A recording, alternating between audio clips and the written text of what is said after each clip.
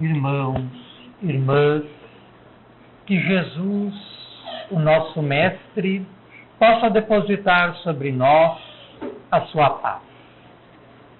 A Idade Média é um período da história ocidental compreendida entre os anos de 476 da Era Cristã, quando o Império Romano sucumbe à invasão dos povos bárbaros germânicos, e se estende até 1453, quando o Império Romano do Oriente, o Império Bizantino, sucumbe ao avanço dos turcos otomanos, quando tomam a sua capital, a cidade de Constantinopla, compreendendo um período de aproximadamente 1000 anos, que foram marcados, entre outras coisas, no campo político, pela descentralização do poder, pelo surgimento de vários reinos independentes entre si, onde antes havia a unidade do Império Romano. No campo da economia, foi marcado pelo êxodo urbano, as pessoas saíram das cidades e foram para o campo, havendo uma ruralização da economia, com uma consequente desmonetarização da mesma. No campo social, a sociedade se tornou de uma rigidez tamanha, hierarquizando-se em 3 estamentos dos servos, em sua grande maioria camponeses, em seguida a nobreza e, por último, o clero.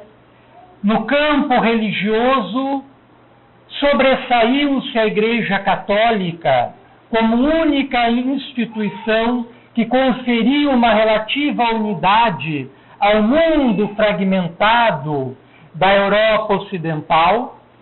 E, no campo da filosofia, destacou-se uma nova área da mesma, que ficou conhecida com o nome de escolástica, que tentou fazer uma aproximação, uma acomodação entre a herança pagã dos antigos gregos e romanos, sobretudo o pensamento lógico-racional, e os imperativos da fé, do cristianismo que havia se espalhado por toda a Europa então conhecida.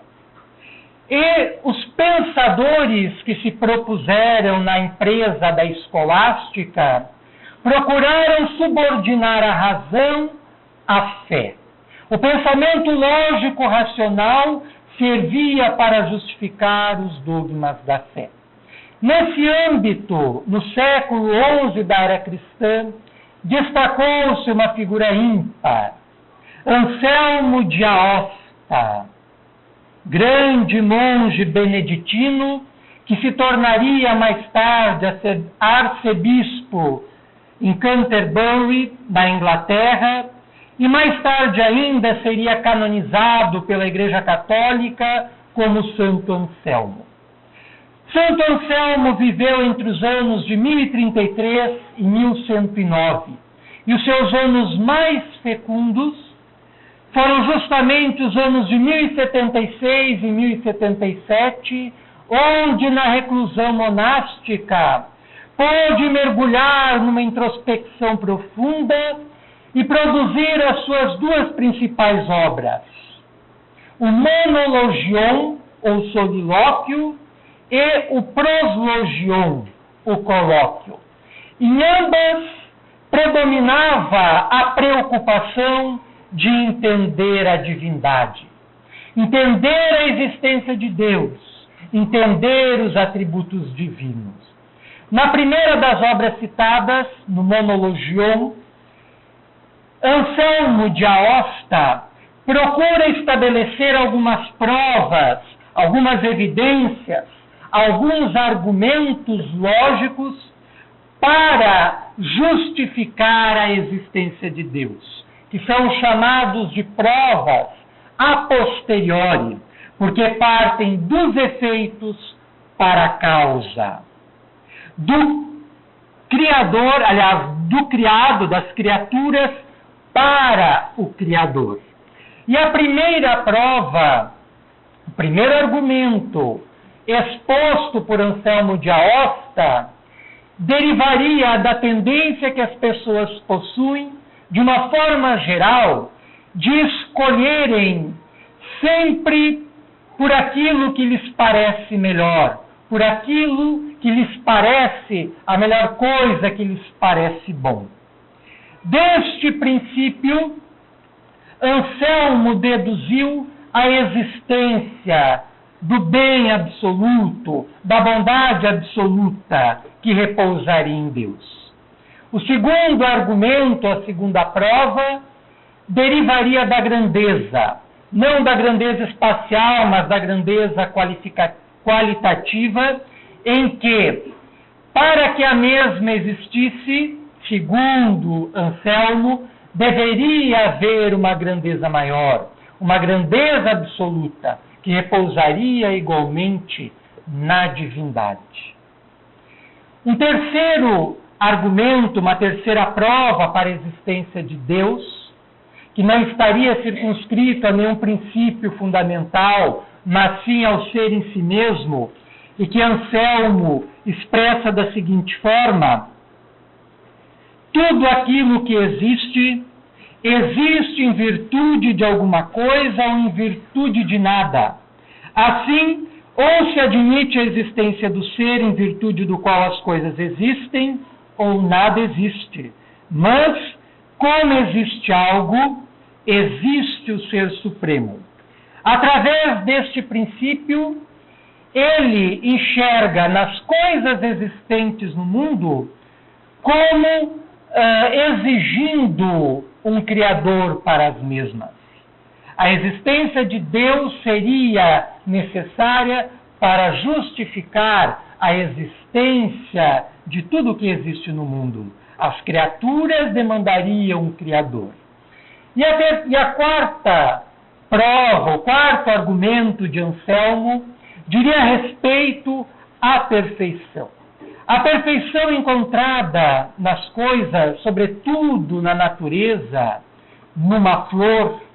Jesus, ao seu tempo, costumava usar muitos recursos da natureza para elaborar as suas alegorias, as suas parábolas, e uma das mais belas é aquela em que ele está se referindo à providência divina e à preocupação que o Pai tem com cada um de nós, e refere-se ao lírio do campo, a beleza desta flor, e afirma que nem Salomão, que foi o principal, mais rico e mais poderoso rei do período do reinado judaico, havia se vestido de forma tão bela, de forma tão luxuosa, de forma tão refinada como o lírio do campo. Então, a perfeição que existe nas coisas, uma borboleta, a simetria perfeita que existe entre os pares de asas, as figuras geométricas que existem de um lado da asa encontram-se igualmente reproduzidas na outra. A natureza nos dá exemplos a mão cheias de perfeição.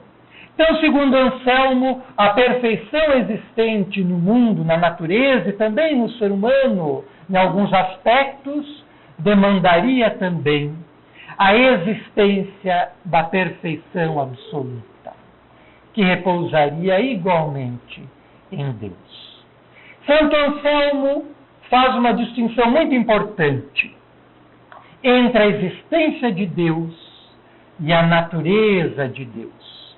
Porque uma coisa é nos perguntarmos se algo existe, outra coisa bem diferente é nos perguntarmos como é este algo que é existente. E essa sua distinção está muito clara em sua obra-prima, o Monologion. Só que esta obra é de muito difícil interpretação, já no seu tempo, muito mais agora. E ele então resolveu escrever o proslogion, que seria uma obra que apresentaria um argumento mais simples, que todas as pessoas poderiam compreender, poderiam entender e se convencer, através da lógica, através do pensamento racional, acerca da existência divina. E nesta obra ele apresenta uma prova a priori, que é também chamada de ontológica. E ele afirma o seguinte, que Deus é aquilo acerca do qual não pode existir nada maior. Deus é aquilo do qual não pode existir nada maior. E isto, segundo as palavras do próprio Anselmo, os próprios ateus que se afirmam descrentes de Deus, de certa forma acreditam na divindade, porque ao pensarem na não existência de Deus, Deus está em seu pensamento. O objeto daquilo que eles querem negar está no seu pensamento. E ao conceberem que Deus não existe, eles ao mesmo tempo intelectualmente compreendem, segundo Anselmo, que Deus é aquilo acima do qual nada de maior pode haver, mas que exteriormente afirmam a sua não existência. Por isso que esse argumento se chama de argumento ontológico, porque, segundo ele, Anselmo parte de um pensamento que está na mente, que é o da existência de Deus, e passa a deduzir esta existência na realidade exterior, objetiva, em função da presença deste pensamento na intimidade do ser humano. Por isso que ele é chamado de ontológico. Esta afirmação de Santo Anselmo, já no seu tempo, foi bastante criticada, ganhando adeptos e contraditores. E correu o mundo, conquistando simpatizantes e também anatematizadores, entre eles Descartes, Kant, Leibniz, e na contemporaneidade Bertrand Russell e outros. Passados 8 séculos depois de Santo Anselmo, quando chega ao século XIX, já num contexto completamente diferente àquele que vigorava na Idade Média, marcado pelo teocentrismo, marcado pelas preocupações de ordem teológica, o século XIX é um tempo que está sendo dominado pela ciência. A ciência avança progressivamente, seguida da tecnologia.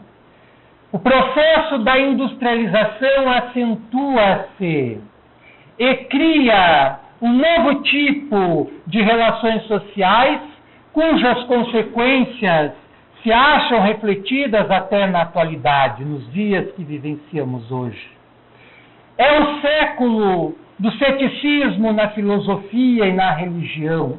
O homem passa a se independentizar dos velhos dogmas religiosos que o escravizaram durante os tempos medievais e que estavam já obsoletos, atrasados, inaceitáveis. E o homem já não aceita mais a fé por simples imposição ou por simples afirmação. O homem quer uma fé que lhe alimente o raciocínio, que lhe alimente o entendimento, que lhe alimente a mente, que lhe satisfaça as necessidades do raciocínio lógico, do raciocínio intelectual. E é justamente neste contexto que nós presenciamos o nascimento da doutrina dos espíritos, que surge a partir da comunicação com o mundo invisível.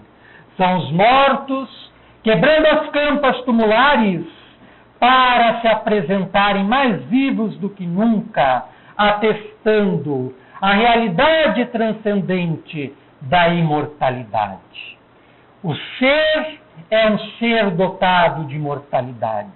O ser não morre nunca. E a partir dos colóquios com os chamados impropriamente de mortos, é que vai nascer esta doutrina venerável que nos abriga e nos irmana atualmente.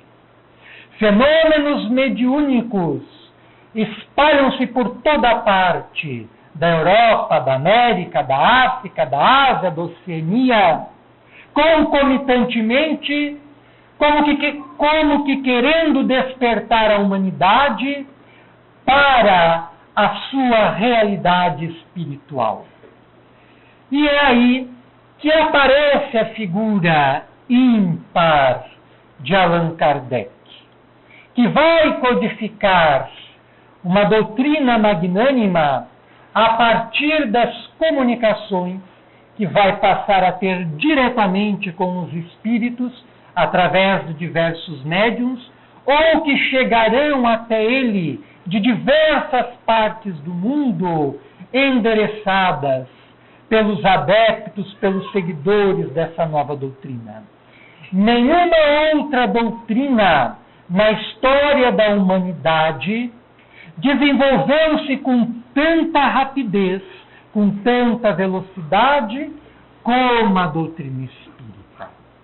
E o codificador da doutrina espírita, em seus colóquios com as entidades sublimes, com os benfeitores espirituais de elevada hierarquia, não deixará de interrogá-los acerca de Deus, acerca da natureza divina, acerca dos atributos.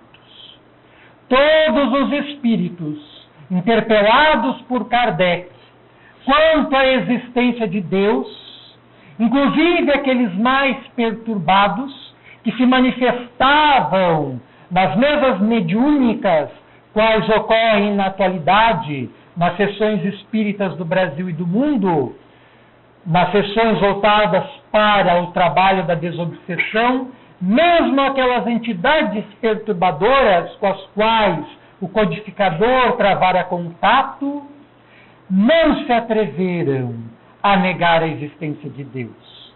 Todos os espíritos, a partir dos diferentes níveis de consciência aos quais pertenciam, referiram-se à divindade, a esse ser acima do qual nada de maior pode existir, como afirmava Anselmo em seu Proslogion. E a questão de Deus vai passar a ser a questão primeira para a doutrina espírita, como fora também para Anselmo na sua época. E Allan Kardec, ao publicar o livro que dá origem à nossa doutrina, o Livro dos Espíritos, porque a doutrina espírita nasce junto com o Livro dos Espíritos, nunca será demasiado repetir. Antes de o Livro dos Espíritos não existia espiritismo, existiam as manifestações espíritas, os fenômenos espíritas, as comunicações espíritas, mas a doutrina espírita, antes da publicação do Livro dos Espíritos, não existia ainda. É este livro que marca o início da doutrina espírita enquanto corpo de doutrina logicamente organizado e sistematizado.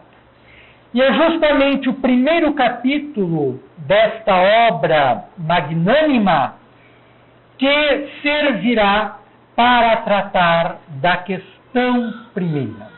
O Livro dos Espíritos é publicado pela primeira vez em 1857 e o seu primeiro capítulo versa sobre Deus. É um livro, para quem não conhece, de perguntas e respostas, nas quais Allan Kardec interroga os espíritos e obtém as respostas para as perguntas realizadas. E o grande mérito dele foi ter sistematizado, organizado, compilado estas obras neste livro, que tem um grande destino a cumprir na história do mundo. É um livro que se destina mais aos tempos do porvir, do futuro, do que para a atualidade.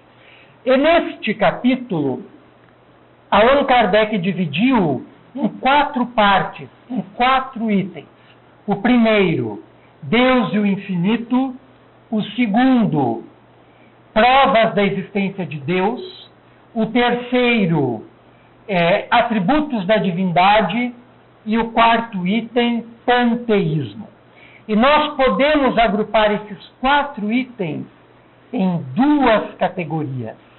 Nas categorias criadas por Santo Anselmo, da existência de Deus e da natureza divina. Os 2 primeiros itens, Deus e o infinito, e as provas da existência de Deus, estão na categoria que tratam da existência da divindade em si. Os 2 itens subsequentes, atributos da divindade e panteísmo, se encaixam na segunda categoria, da natureza divina. Como é Deus? E este capítulo encerra a concepção que a doutrina espírita possui da divindade.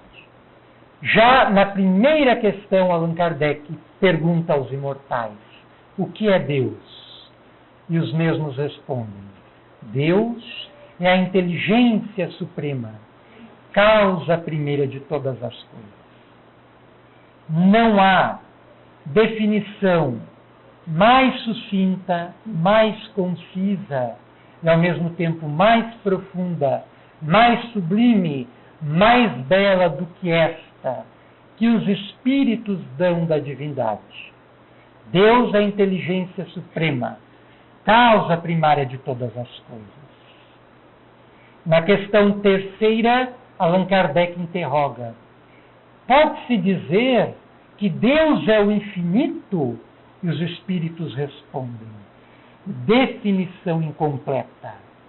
Pobreza da linguagem humana que é insuficiente para definir as coisas que estão acima da sua inteligência. Definição incompleta. Pobreza da linguagem humana que é insuficiente para definir as coisas que estão acima da sua inteligência. Então, a inteligência humana é incapaz de penetrar a inteligência divina por um diferencial de qualidade, por um diferencial de evolução. O filho não está habilitado para compreender o que o pai compreende. A criatura não está habilitada a compreender o que o Criador compreende. Na questão número 4, Allan Kardec pergunta: onde se pode encontrar a prova da existência de Deus? E os espíritos respondem: num axioma que aplicais às vossas ciências. Não há efeito sem causa. Procurai a causa de tudo que não é obra do homem, e a vossa razão vos responderá. Onde se pode encontrar a prova da existência de Deus? Pergunta Kardec. Respondem os espíritos: no axioma que aplicais às vossas ciências. Não existe efeito sem causa. Procurai a causa de tudo que não é obra do homem, e vossa razão vos responderá. Nós podemos observar que, nessas colocações que os espíritos fazem a Allan Kardec, estão da mesma forma, ainda que colocados de formas diferentes, os mesmos argumentos a posteriori propostos por Santo Anselmo, remontando dos efeitos para as causas. Então, os espíritos tentam fazer com que compreendamos Deus, com que tenhamos uma evidência da sua existência a partir dos efeitos que nos cercam, que guardariam a sua origem no Criador. o espírito Meimei, que quando encarnado foi uma mulher sublime, que dedicou a sua vida ao exercício da atividade espírita cristã, na disseminação dos princípios evangélicos e na prática constante da caridade, e logo após de desencarnada, passou a integrar grandes legiões de espíritos luminosos que socorrem a nós, espíritos encarnados, muitas vezes em necessidade nas experiências difíceis da Terra. O espírito Meimei, através do médium Francisco Cândido Xavier, no ano de 1970, escreveu, através da mediunidade psicográfica do médium mineiro, um conto muito interessante que traduz a questão número 4 de O Livro dos Espíritos. Conta Meimei que existia um árabe muito poderoso, senhor de uma vasta caravana que cruzava o deserto do Saara nas rotas comerciais, conduzindo mercadorias de um lado a outro, de uma extremidade da África a outra extremidade. E que este grande senhor possuía como servo imediato um homem muito humilde, analfabeto, velho, que era dotado de uma fé profunda. Todas as noites, a maneira como os árabes muçulmanos o fazem, orava de joelhos na direção de Meca, com fervor, uma fé que impressionavam e ao mesmo tempo incomodavam o grande Senhor, ferindo o seu orgulho e o seu ceticismo. Certo dia, interrompendo o seu servo durante o momento de oração, ele perguntou-lhe: eu não consigo compreender como podes ter tamanha fé se nem sabes ler. Como podes ter uma convicção tão grande na existência de Deus? O servo, da sua humildade, olhou para o seu senhor e lhe repostou da seguinte forma: meu senhor, permita-me lhe fazer uma pergunta. Quando o senhor recebe uma carta de alguém que está ausente, como é que identificas quem é o seu autor? Ao que o senhor, um tanto surpreendido, lhe respondeu: pelo tipo da letra, pela forma de escrever, pela assinatura, é claro. E o servo continuou: quando recebes uma joia tão esplendorosa como esta que carregas engastada em seu dedo, como sabes da sua procedência, como sabes de quem a fez? Ao que o grande Senhor respondeu: mas é evidente que pela forma como ela está talhada e pela marca que o ourives lhe impôs. E o servo perguntou novamente: à noite, quando escutas em derredor da tenda sons de animais, como sabes se foi um cavalo, se foi um carneiro, se foi um boi? E o Senhor lhe respondeu: pelos rastros, evidente. Foi então quando o servo, já noite alta, convidou o seu senhor a saírem da tenda e a fixarem a noite escura. A lua brilhava sobremaneira, cercada por uma multidão infindável de estrelas. E o servo expressou-se da seguinte forma: meu senhor, aqueles sinais lá em cima não são de autoria dos homens, então só podem ser de autoria de Deus. Meimei conta que naquele mesmo momento, ali, no chão tépido e árido do deserto do Saara, o Senhor, orgulhoso, mas com os olhos lacrimosos, pôs-se de joelho e, junto com seu servo, passou-se a orar, a louvar o Senhor da vida. Então, esta história de Meimei, embora singela, simples, traduz muito bem a questão número 4 do Livro dos Espíritos, onde se pode encontrar a prova da existência de Deus. Respondem os Espíritos, repetimos, no axioma que aplicais às vossas ciências. Não há efeito sem causa. Procurai a causa de tudo que não é obra do homem, e a vossa razão responderá.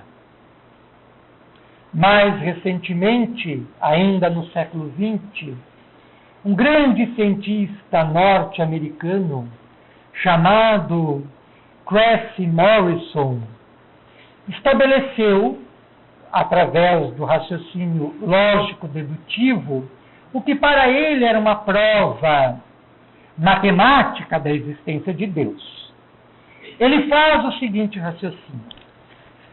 Ao longo de todos os seus estudos que fizeram enquanto cientista, inclusive presidente da Academia de Ciências de Nova York, ele concluiu que o universo, uma casa de tão amplas proporções, deve ter um arquiteto à altura que lhe planejou com riqueza de detalhes.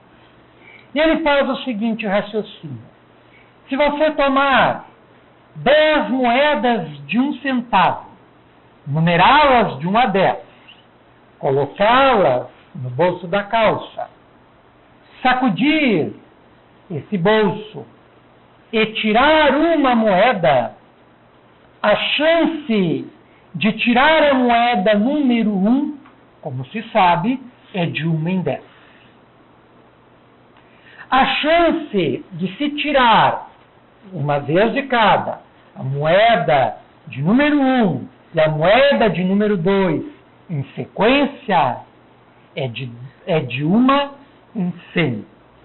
A chance de retirar do bolso a moeda de número 1, número 2, número 3 em sequência é de 1 em 1000 e assim sucessivamente. A chance de se retirar uma de cada vez, chacoalhando as moedas no bolso, na ordem correta de 1 a 10, é de 1 em 10 bilhões. E a partir deste raciocínio, da mesma forma como Santo Anselmo fizera, a posteriori, da mesma forma como os Espíritos fizeram no seu memorável diálogo com Allan Kardec, a posteriori, Cressy Morrison tenta, a partir dos efeitos remontando a causa, evidenciar a existência de Deus. E ele afirma que, pelo mesmo raciocínio, não é possível se afirmar que a vida nasceu na Terra de uma forma acidental, por acaso, fortuitamente. Há que ter sido planejada por uma inteligência superior. E ele afirma o seguinte, apresentando uma série de exemplos. A Terra, que descreve um movimento de rotação de uma velocidade aproximada de 1000 milhas na região do Equador, que é responsável pelo evento dos dias e das noites, se este movimento fosse reduzido de 1000 milhas a 100 milhas, as nossas noites e os nossos dias aumentariam mais de 10 vezes. Seriam 10 vezes mais longos do que o são, o que tornaria os nossos dias extremamente tórridos e as nossas noites extremamente gélidas, o que impossibilitaria a ocorrência da vida na crosta planetária. Ele apresenta um outro argumento. O Sol, que em sua superfície possui uma temperatura aproximada de 10.000 graus Fahrenheit e que endereça para a Terra, em função do seu distanciamento do mesmo, uma radiação ideal, precisa e indispensável para o fomento e manutenção da vida, se essa radiação solar fosse aumentada um pouco mais ou diminuída um pouco mais, tornaria a vida impossível sobre a Terra. Um outro exemplo apresentado por ele: se o ângulo de inclinação da Terra, que juntamente com o movimento de translação, que é aquele que a Terra descreve em torno do Sol, fosse modificado de forma muito brusca, ou sendo aumentada essa inclinação, ou diminuída essa inclinação, da mesma forma, em função da incidência dos raios solares sobre a superfície terrestre, a vida não seria possível. Se a Lua estivesse a 50.000 milhas mais distante da Terra do que está, provocaria marés gigantescas que cobririam todos os continentes 2 vezes por dia. Se, tornando da mesma forma a vida impossível na Terra, se a crosta terrestre fosse apenas 10 pés mais espessa, o oxigênio seria rarefeito, não sendo igualmente possível a vida. E da mesma forma, se os oceanos fossem apenas mais 10 pés profundos, o gás carbônico e o oxigênio também seriam absorvidos de tal forma que impossibilitariam a vida na Terra.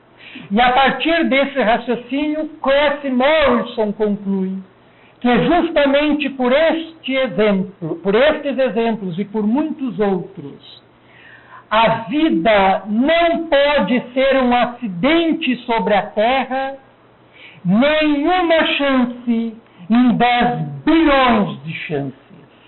Há que haver, melhor dizendo, um Criador.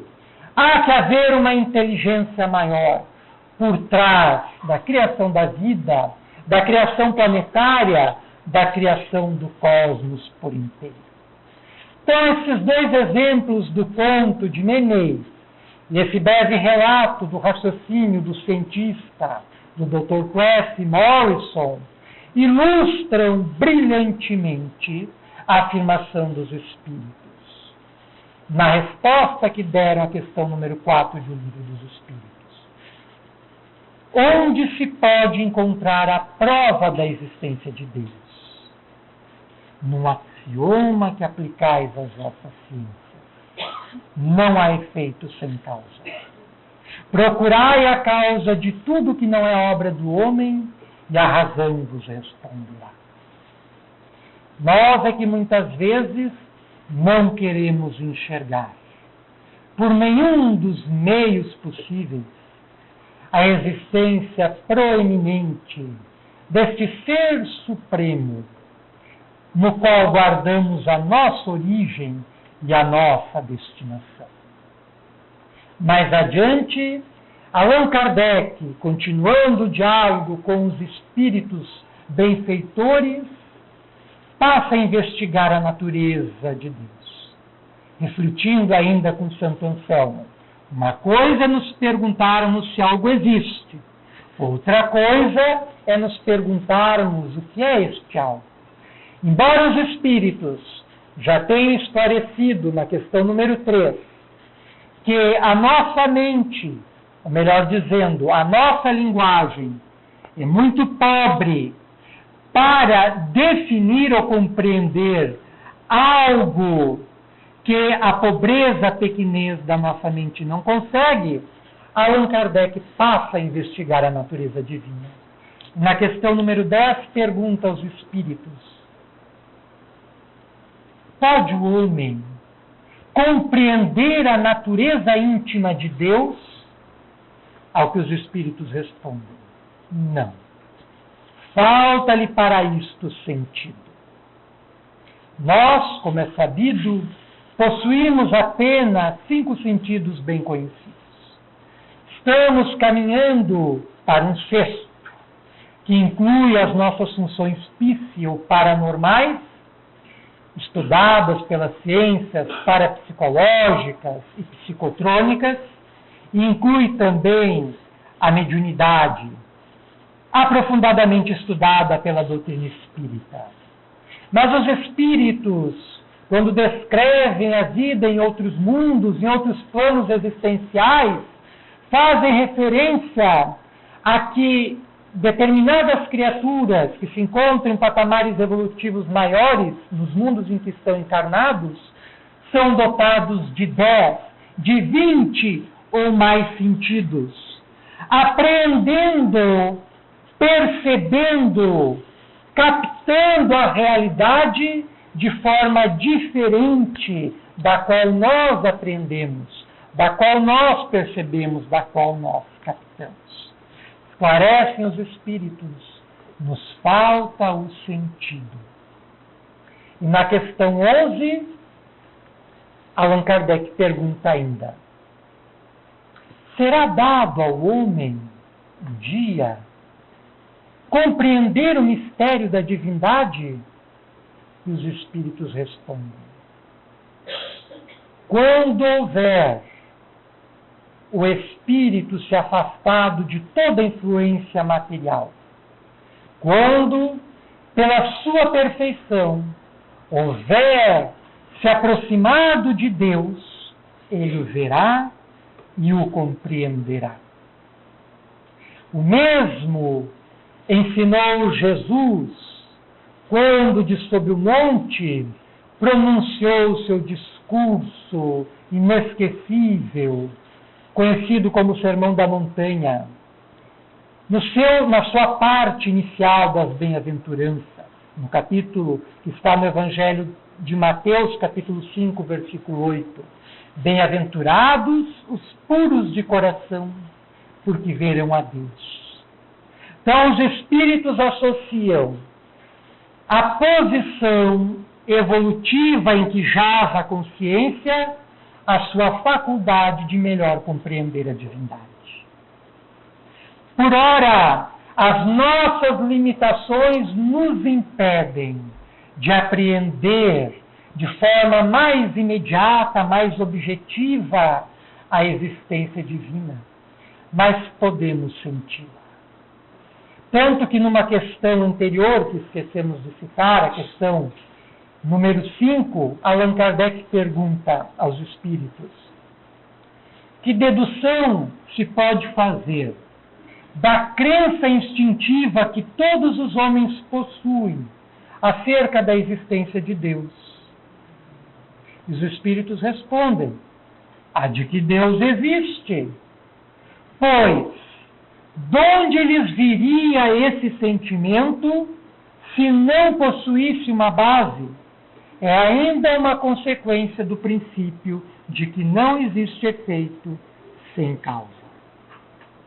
Então, nós podemos encontrar uma ligação entre estas afirmações feitas pelos espíritos com afirmações feitas em outras épocas por ilustres pensadores da humanidade, como ocorre com Santo Anselmo.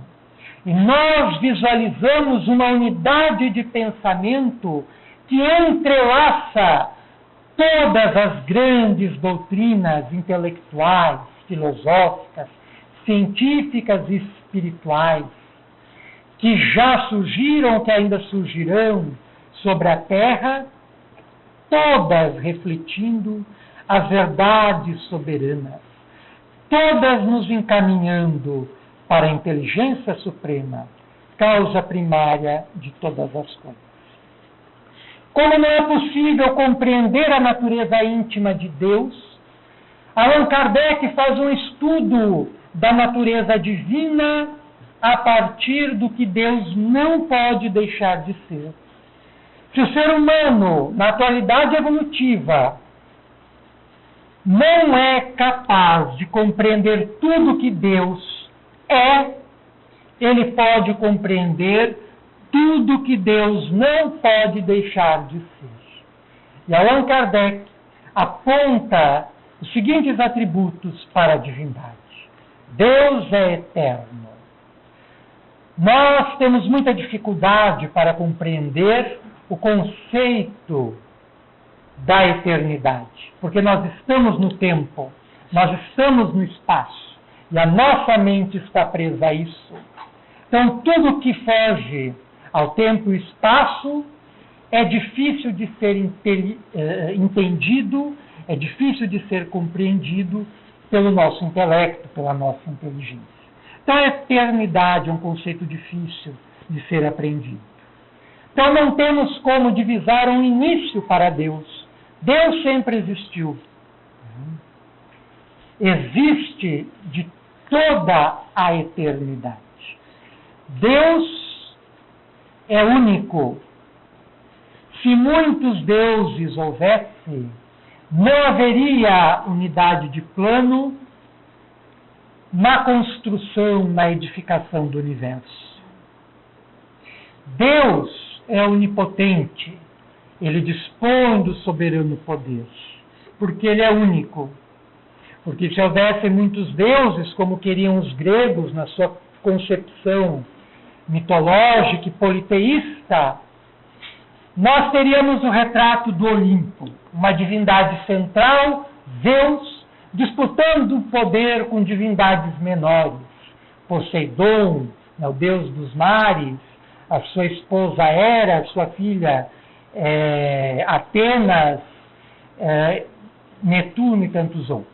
Aliás, Netuno é o mesmo que Poseidon. Então, Deus é onipotente porque é único. Se houvessem vários deuses, não haveria unidade de plano, nem unidade de execução da grande obra do universo. Deus é imutável. As leis divinas que governam o cosmos não estão sujeitas a modificações.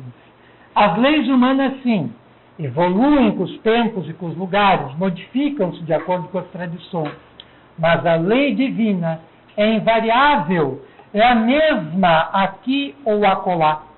E é por isso que existe essa unidade interligando todas as grandes doutrinas espirituais da humanidade, porque refletem a lei divina. Deus é imaterial.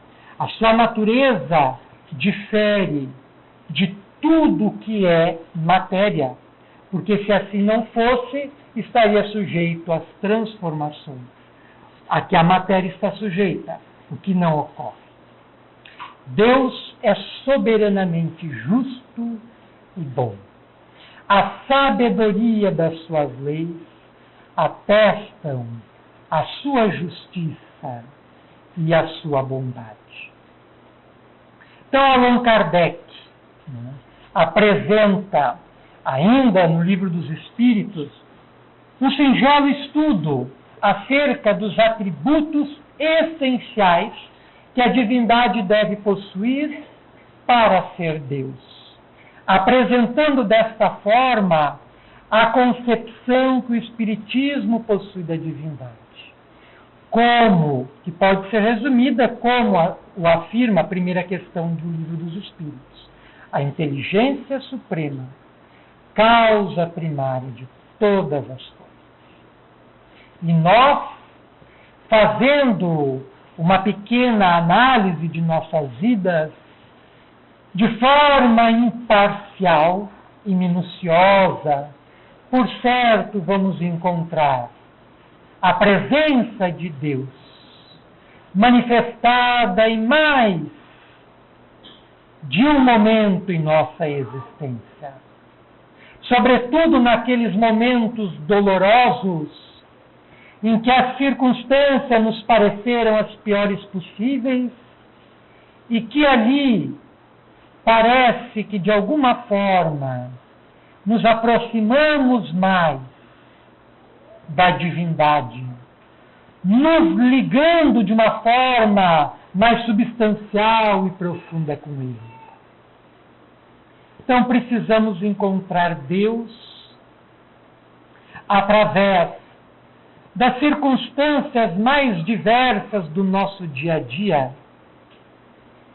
através dos próprios semelhantes com os quais convivemos e contatamos, porque segundo o apóstolo João, na sua epístola, na primeira, Deus se manifesta aos homens também através dos próprios homens. Então, muitas vezes, a presença de Deus está no abraço fraterno que recebemos, no carinho de que somos objeto, do amor que recebemos e que damos, do conselho e do alerta que algum amigo nos ofereceu, de uma página edificante de um livro que alguém nos emprestou para lermos, de uma conversa fraterna que fez com que mudássemos o nosso ponto de vista e crescêssemos, amadurecêssemos, avançássemos mais para Deus. Então Deus se aproveita das circunstâncias mais inusitadas e das pessoas mais simples para testar a sua existência e para interferir de forma direta em nossa vida. Precisamos estar abertos para receber essa presença que é constante, que é ininterrupta, porque, segundo o espírito André Luiz, na obra Mecanismos da Mediunidade, psicografada pelo médium mineiro Francisco Cândido Xavier e também pelo médium Valdo Vieira, no ano de 1959, o nosso pensamento eleva-se sobre o pensamento divino, de modo que Deus conhece-nos profundamente, melhor do que ninguém, melhor do que nós mesmos, atendendo-nos de acordo com as nossas necessidades e com os nossos méritos. Gostaríamos de encerrar a nossa fala com um breve soneto que intitulamos Deus. Deus, sabedoria providente, causa primeira inabordável, grande, excelso, benevolente, inteligência incomparável, poder supremo, onipotente, absoluto e inigualável, gerador de mundos, previdente, por todos os seres responsável. Amor, misericórdia, bondade, ternura, justiça, caridade são atributos da sua perfeição. O ritmo harmônico vigente, a ordem tudo existente são as suas marcas na criação. E assim encerramos a nossa fala, pedindo a Jesus, o nosso Mestre, que deposite a sua paz sobre nós e que nos auxilie a vermos Deus, a vermos o nosso Criador, como Ele mesmo nos apresentou, como Jesus nos apresentou, como Pai, providente e preocupado com os seus filhos. E nós, filhos pródigos, precisamos voltar à casa do Pai, nos acolhermos nos seus braços, sentirmos o seu amor e a sua acolhida para avançarmos com mais alegria em nossas vidas e com mais felicidade em nossos corações. Que Jesus nos abençoe.